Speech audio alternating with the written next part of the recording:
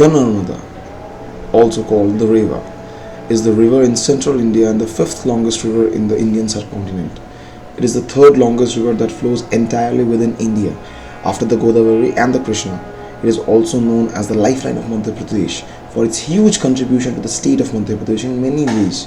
It forms the traditional boundary of North India and South India and flows westwards over a length of 1312 km before draining before the Gulf of Cambay into the Arabian Sea 30 km west of Bharat city of Gujarat.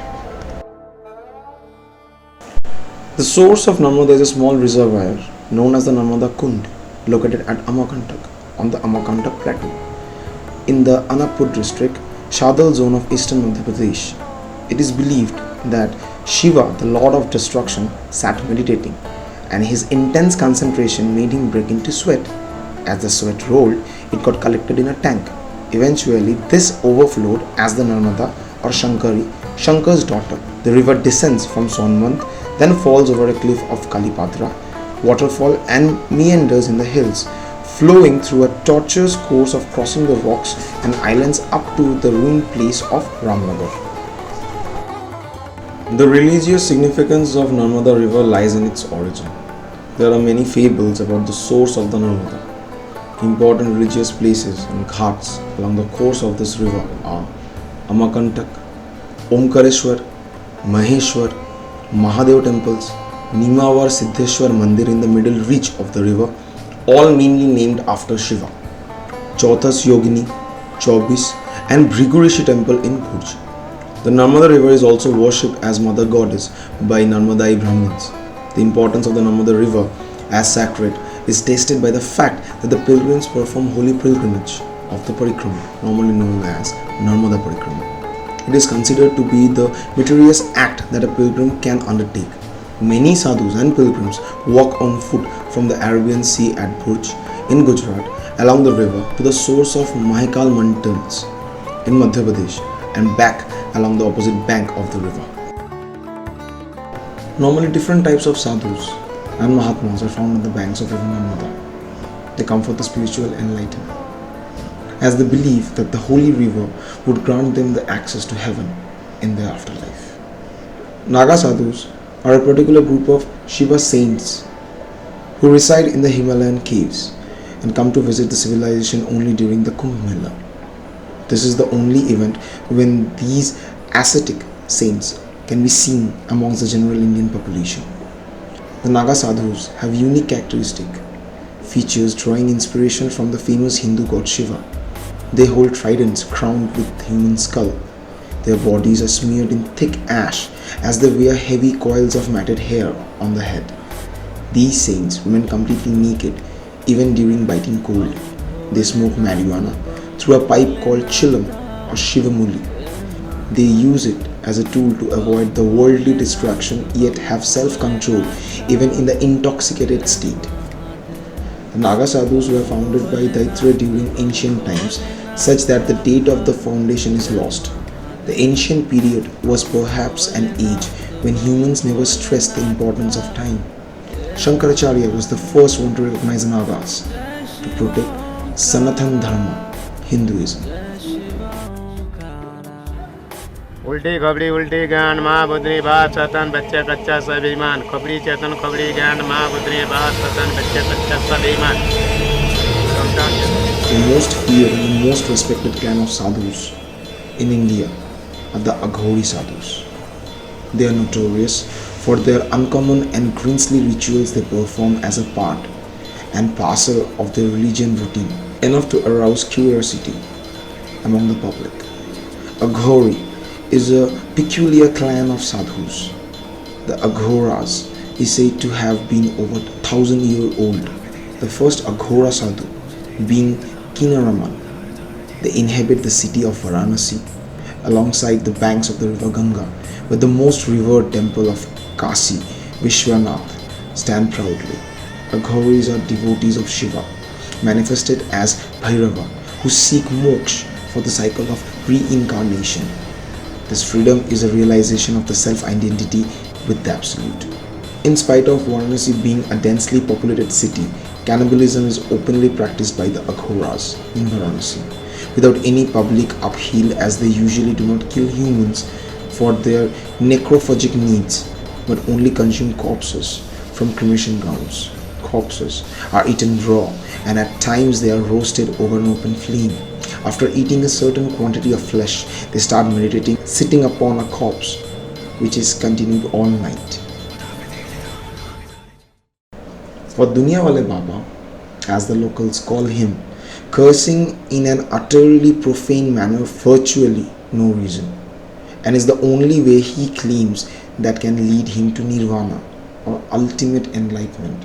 The Dunya Wale Baba is also notorious for throwing feces on people who demand their blessings, and the most awful yet unbelievable fact is that the people are very contained with this prasad, and some even take it home.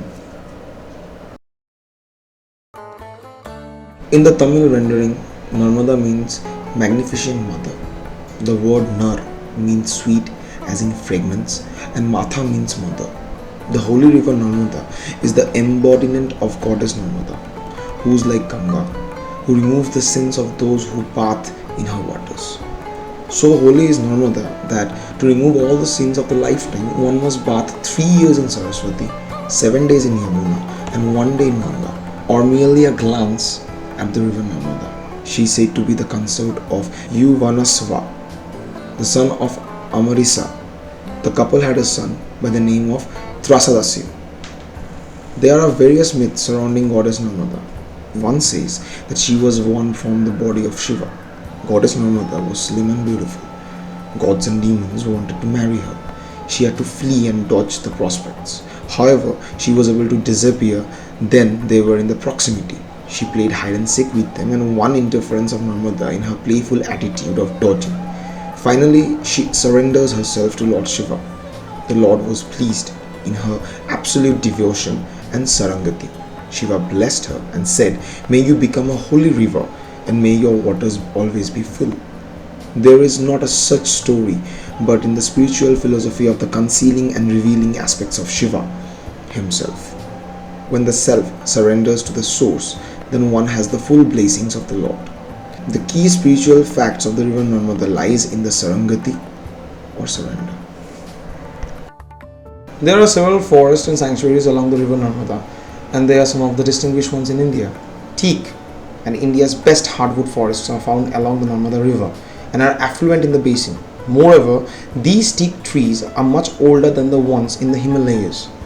Some of the distinct species of plants that are normally been found in Narmada River Valley are Dhaura, Lania cormandicula, Hardic binerta, Boswellia serrata, Terminalia arjuna, Syngenium comini, Syngenium hyneamum, Lalix tetrasperma, Homonia ruptitera, and Vertex nivando.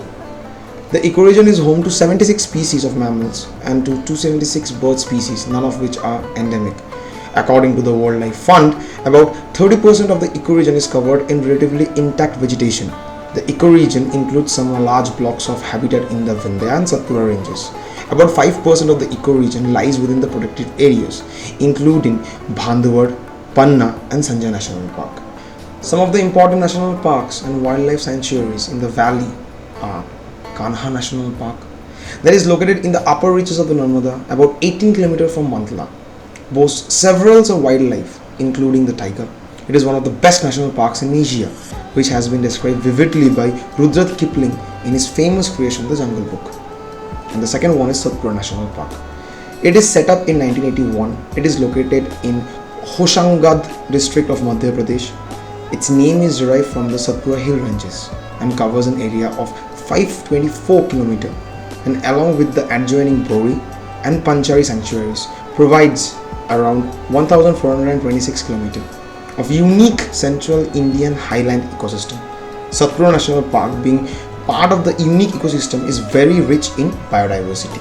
Apart from the above mentioned national parks, there are also a number of natural preserves in Narmada River Basin, such as Amakantak, the Bhag Caves and Bhegadat. In the association of the Environmental Action Plan for the Narmada Sagar and Omkareshwar, As per the recommendation of the Wildlife Institute of India, 3 protected areas created, which are Narmada National Park, Surmaya Sanctuary and Omkareshwar Sanctuary. Bhuj is the largest town located on the northern bank of the river, nearly 30 km from Dahej. The city is at the apex point of freshwater and saline water confluence zone. Due to the continuous availability of good quantity and quality of water from river Narmada and its tributaries, several anthropogenic activities have developed in the last few decades. In industrial patch, a part of golden corridor has developed along the southern bank of the river Narmada. This Ankaleshwar and Jagadia industrial zones uses the water of the river and pours it. The Narmada River Development Gujarat Water Delivery and Drainage Project is a part of an interstate program for the development of multi-purpose hydropower and irrigation dams on the river Narmada and their associated irrigation canal networks. The program has been designed into 3 parts. A. Further the progress of India's long-term power plan, bring potential valuable agricultural land in Gujarat and Rajasthan under irrigation, and third, supply domestic, municipal and industrial water for Gujarat. The project consists of first 3-year slice of contribution of a large main canal extending from about 440 km through Gujarat to Rajasthan, an extensive canal network. A separate parallel complex including a storage reservoir extending about 210 km upstream of the dam in Gujarat into Maharashtra and Madhya Pradesh. Soon after the completion of this constructional project, the Narmada Canal was inaugurated on 24th April 2008. The Narmada main canal is the largest, longest irrigational canal. It has a carrying capacity of 40,000 cusecs at its head in Navagram and is decreased to 2,600 cusecs in Sanchor. The Narmada River has a huge water resource potential, as much as 33 crores 21 lakhs acre feet of average annual flow, which according to estimates is the greater than the combined annual flows of the river Beas and Satluj, which feeds the Indus basin. Normally, Narmada River Development Project gave rise to many of the dams that are actually famous on this particular river. The Sardar Sarovar Dam is a part of the Narmada Valley project and one of the 5 biggest dams of India, located near Somnath in Gujarat. Sardar Sarovar Dam is 163 meters high gravity dam across the Narmada River with the installed capacity of 1450 megawatt. The Indrasagar Dam is the major and the key project of Narmada River Valley project at Narmada Nagar in the Khandwa district of Madhya Pradesh. Indrasagar Dam is the multi-purpose construct gravity dam with 19 meters height and 653 meters long dam to generate 1000 megawatt power. The Omkareshwar Dam is one of the major downstream dams of Indrasagar project. Lies along the bank of the Narmada and Kaveri.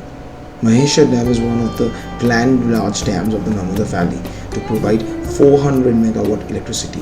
The town of Maheshwar is situated in Aghori district of Madhya Pradesh on the bank of Narmada River. Baghi Dam is one of the first completed dam of Narmada River Valley project in Madhya Pradesh. 2 major projects of Baghi Dam are named as Baghi Division, Rani Avantibai Lodhi Sagar project for irrigation purpose. Narmada Canal brings water from the Sardar Sarovar Dam and bless the farmers of Gujarat and Rajasthan.